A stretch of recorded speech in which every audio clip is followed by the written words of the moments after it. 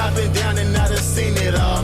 Was in the gym working my shot, now they pass me the ball. They never answer when I call, now I don't know when they call. I done been up and I've been down and I done seen it all.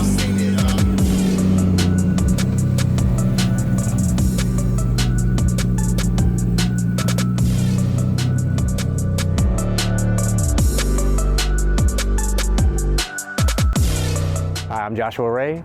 This is my R32 Skyline GT-R. So growing up, my dad was always a backyard mechanic, and he taught me the basics, you know, how to change oil and such like that. Lit the fire under me to build cars.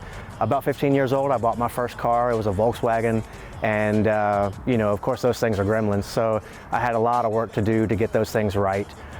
Tinkering with the cars was fun, but then out of nowhere decided that, hey, I wanted to do something more professional, and at 17 years old enlisted in the Navy. At that time, I needed something cool, I wanted something fast. Of course, that movie, The Fast and the Furious, came out around that time, and I wanted anything but, say, a Honda Civic. I ended up with a 1998 Nissan 200 SX. I had a SR20 in it, so at that point, I thought I was the coolest thing there ever was. Got me hooked into the tuning industry. While I was in the Navy, my first command was all aviation. I worked on the F-14 Tomcats and the F-18 Super Hornets. So a lot of people ask me, oh man, did Top Gun influence your wanting to be in the Navy? And I was like, no, I mean, I'd seen the movie, but didn't really think anything of it. And then after having worked on those aircraft, it was like, that's all wrong, that's all wrong. Oh man, this is bad. Fast forward a few years, I was actually in the movie. I paid extra for Top Gun Maverick and got to work with Tom Cruise. So all the actors were flying in my aircraft with us. You know, it was about as real as it gets, minus the CG stuff. So about the 2008 time frame, I got into a 300ZX, the Z32. Absolutely fell in love with that car, and I heard, you know, rumor there was one out there that was better that we didn't get here in the States, and that was the 32 GT-R. So while I was in the Navy, I mean, I was obsessed with that car. I did all the researching that I could do. I saw it in magazines, I saw it in, you know, option DVDs and stuff like that. I had to have it. So for years I was telling my wife, I want a GT-R, I want a GT-R. You know, about 2004 time frame, I visited Japan. I got to see a lot of the, you know, traditional Japanese workshops, you know, Signal Auto and mines and things like that. These things are amazing. I can't wait till I can have one. At that time, nobody even really thought about they would ever import to the US. I just knew I wanted one. So teasing my wife every year, I want a GT-R, I want a GT-R. About 2015 time frame, she's like, whatever, it's your money. And within 12 hours, the car was in the driveway. This car, I was stationed in Florida at the time, and there was a lot of reputable importers, and there was one that was pretty close to me. I contacted these guys. They had 3 in stock, a midnight purple, a black one that was completely bone stock, and then this white one that wasn't quite in their inventory yet. At that point, I was like, well, I'm interested in the black one. I want a blank canvas. I'll be down there tomorrow, cash in hand. And I made like an 8-hour drive to go see it. And they had taken the car to a paint shop, and it wasn't available for pickup. So at the time, I was like, guys, I didn't come down here to leave empty-handed. I got to have a GT-R. What's up with this white one? And they're like, oh no, man, you don't want that one. It's got no interior. It's got a cage. It's got no aircon. Like, it's just not for you. And I'm like, well, you don't know that. Like, let me look at it. So they put it on a hoist for me. I started digging around. I noticed the Brembos that didn't quite look right. I was looking at the engine code, and I saw 24U, and I'd gotten smart to know that was an N1 block. So I'm looking at all these different things, and I see it's got HKS turbos on it, HKS like suction kit. It was enough to say, okay, yeah, I'm buying this car. I paid $26,000 for it. Within 2 weeks, it was on a dyno, figuring out how much power it made, about 450 wheel. And I was taking it to drag tracks, and in the 8th mile, cutting low 6-second 8th miles, and I was just like hooked. So the first thing that really did it is I was hanging out with a bunch of guys that were drag racing, but they were all like, you know, 350Zs with LS power plants, and you know, they were just dragging me, auto trans. So like there was just no keeping up with those guys. The turbos were literally tapped out. So I went with a larger set of twins. The car made much more power, more around the 600 horsepower range at that point, still on the Power FC. But then I kind of like maxed out the fuel system, maxed out the Power FC, and decided that, hey, you know, if I'm gonna put a larger turbo or something on there, I might as well go, you know, big single.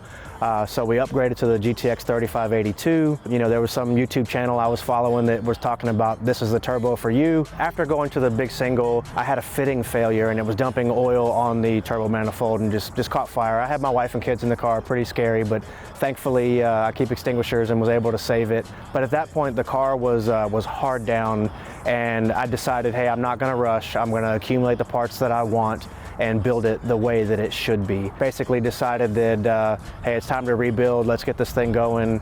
It really spiraled out of control. Well, after months and months of build, filling it full of every part that I could get my hands on, like people tease me and call it a catalog build because you look under there and it's just every PRP part that you can think of. At that point, knowing you guys were coming here, I had to have the car finished. I had to have it running and driving.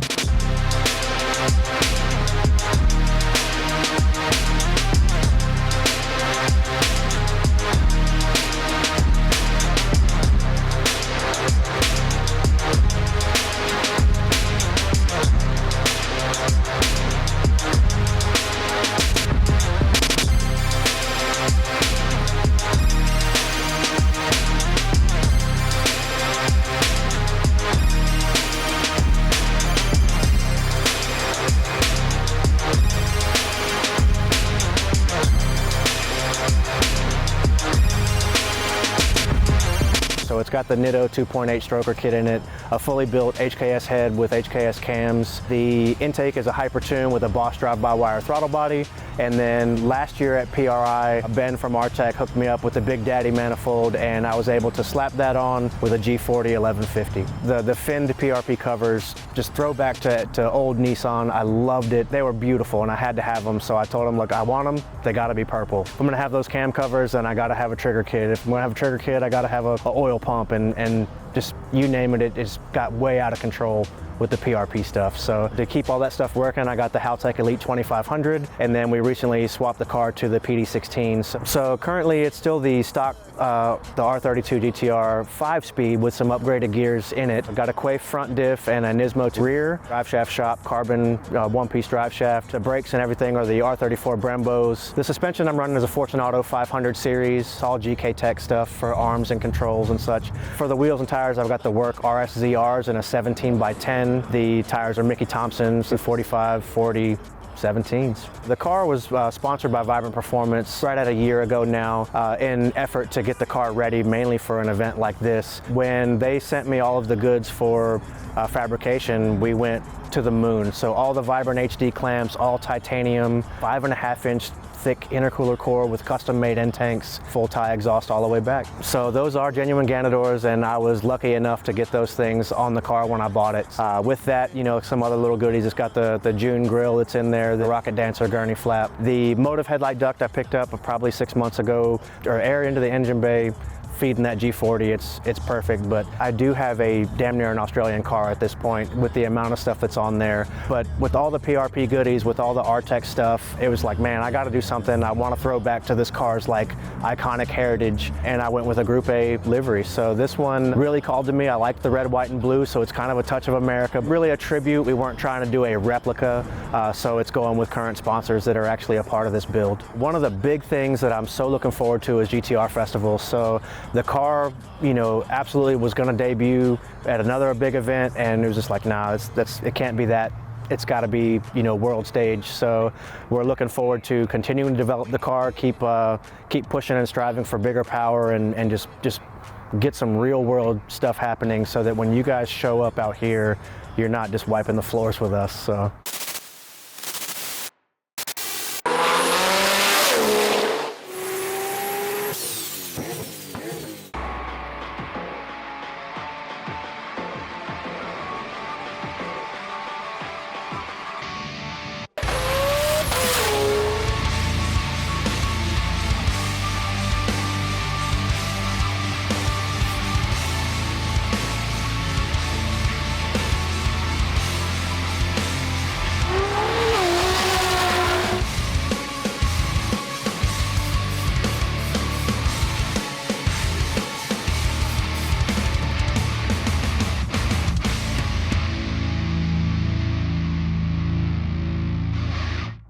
So I'm looking forward to, you know, the names of the cars that are coming from Australia.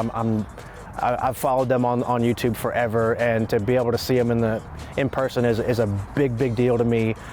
More important than anything else is just, you know, getting to meet those guys, shake some hands with some legends. I'm really calling on my American GT-R brethren to come out in full force So I'm expecting 2,000 plus cars of all Nissan makes and models, but every GT-R from every corner of the United States I'm expecting to show up. Hey Herman, how come you're not photobombing and giving him a big cuddle halfway through the interview?